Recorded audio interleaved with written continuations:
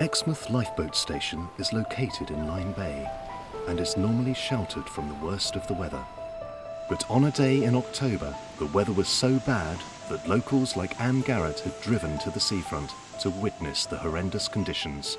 We were sat at home and we realised the weather was really bad and it was a high tide, so we decided to come down and watch the waves and see what was going on, not expecting to see what we did. Horrendous. I've never seen the waves so high.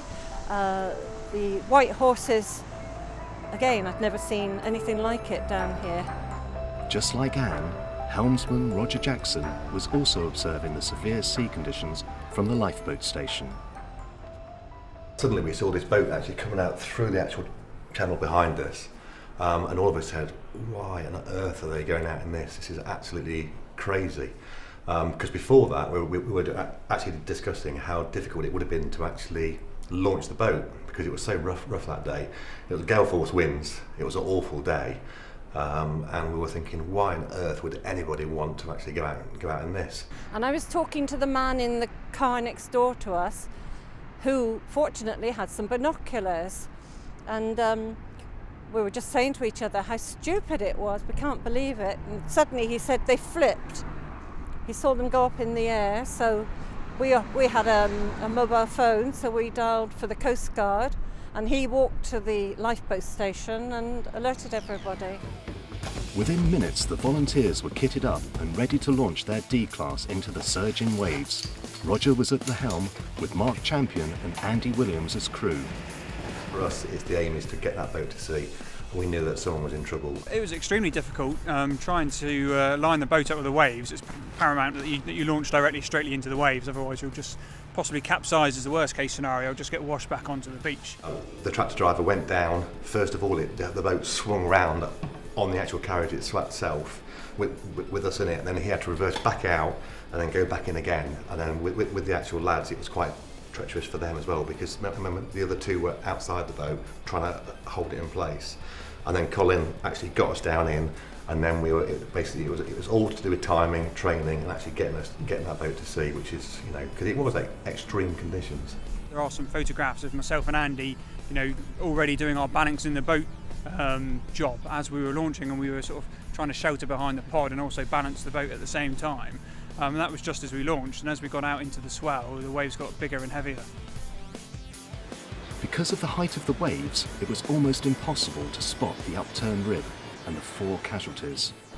The waves were actually breaking over the boat, weren't they? Yeah. And breaking straight into the boat. You can imagine these waves were actually huge monsters, and they were actually breaking on top of us as we were going through.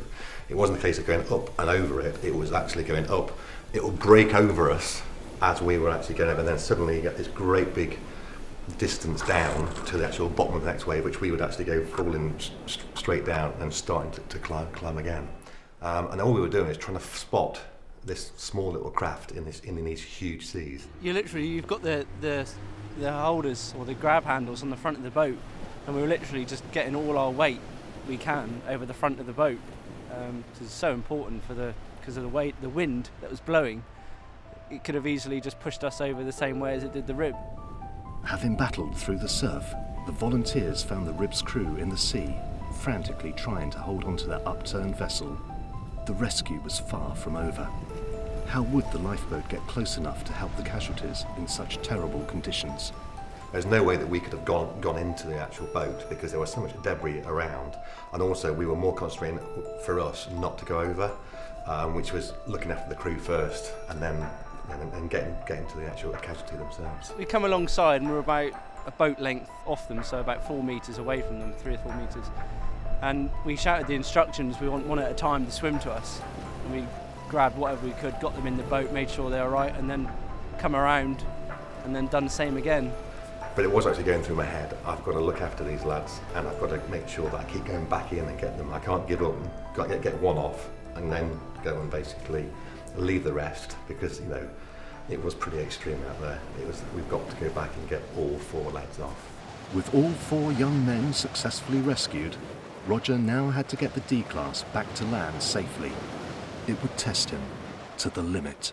I had to basically time it completely, find that set, actually get on top of a wave, ride it in, and literally plonk us straight onto the sand. And I can honestly say I've never ever done this before, to the point of all the people watching kind of gave us a round of applause. So then we actually landed and everyone was like, you know, kind of thing. And just thought how brave they'd been and how courageous, and I mean it's all done voluntary. I wouldn't like to have done it. Great for the crew, great for myself, and also great for the casualties that we actually got the end result.